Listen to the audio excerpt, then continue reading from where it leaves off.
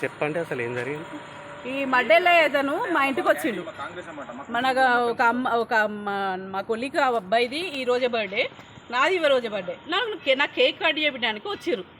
ఎవరు దేవేందరును ప్రవీణ్ వాళ్ళ ఫ్యామిలీ చూస్తున్నారు కదా. వాళ్ళ ఫ్యామిలీతో విత్ వైఫ్లతో సహా మా ఇంటికి వచ్చిర్రు. మడ్డెల్లో ఏంటంటే మా ఇంటికి వచ్చిండు. వచ్చి నువ్వు రా అనుకుంటూ ఒక అతను మా టీంలో ఉన్న ఒక అతన్ని ఎక్కించుకొని వచ్చిండు.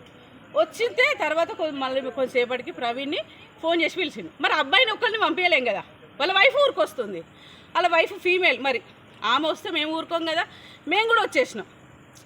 ఫీమేల్ ఒక్కటి ఎట్లా నైట్ వస్తుంది ఆయనతోటి, మరి ఏమంటారో ఏమోనని మేము కూడా వాళ్ళకి వచ్చేసినాం. వచ్చి రాగానే ఇక్కడ లొల్లి జరుగుతుంది. ఆ అబ్బాయిని కొడుతూ ఉన్నారు. కొడుతుంటే మేము ఊకుంటామా? మేము వచ్చినాం.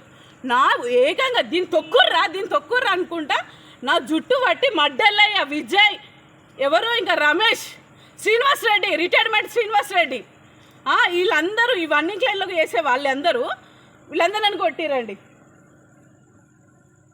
చూడండి ఏం క్లాసెస్ ఉన్నాయో మరి వాళ్ళకే తెలవాలి. నాకు డ్యూటీ పరంగా నన్ను ఎప్పటి నుండో డిస్టర్బ్ చేస్తూ ఉన్నారు. నేను అనగాలనాట లొంగాలనాట వాళ్ళకి నలుగురికి. విజయ్ భూపాలపల్లి నుండి వచ్చే అమ్మాయిలందరినీ హరాస్మెంట్ చేసి నడుములు పట్టుకోవడము, క్రష్ చేయడము అన్నీ చేస్తే నేను కార్పొరేటర్ లెవెల్లో నేను కంప్లైంట్ ఇస్తే ఆయన మీద ఎంక్వైరీ జరిగింది. అన్నీ జరిగితే ఈ మడ్డేలే ఫోన్ చేసిండు. అరే కాంప్రమైజ్గా అంటే అమ్మాయిల మీద అఘాయిత్యం చేస్తే మాత్రం నేను కాంప్రమైజ్ కాను. విత్ ఆ ప్లేస్లో నేనుంటే వాళ్ళని ముట్టుకొని వాళ్ళని తాకి నేను తాకనిస్తేనే నిన్ను నీ పేపర్స్ అన్ని రెడీ చేసి భూపాలపల్లికి పంపిస్తామని క్యాండిడేట్ వీడు విజయ్. అట్లాంటి వాళ్ళని నేను కంప్లైంట్ ఇవ్వద్దా? నేను ఈ కంప్లైంట్ స్థానిక ఎమ్మెల్యే దగ్గరికి తీసుకెళ్ళి అన్న ఇట్లా జరుగుతుంది, మరి దీని కంప్లైంట్ ఏమంటావా? ఏమంటారు? అమ్మాయిల మీద చేయేసిండు.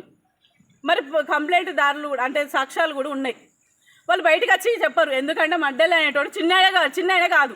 కంపల్సరీ ఉద్యోగాలు ఇస్తే బాగా ట్రబుల్ చేస్తాడు, ట్రాన్స్ఫర్ చేస్తాడు, ఉద్యోగాల్లో ఒత్తుతాడు, అన్నీ చేస్తాడు.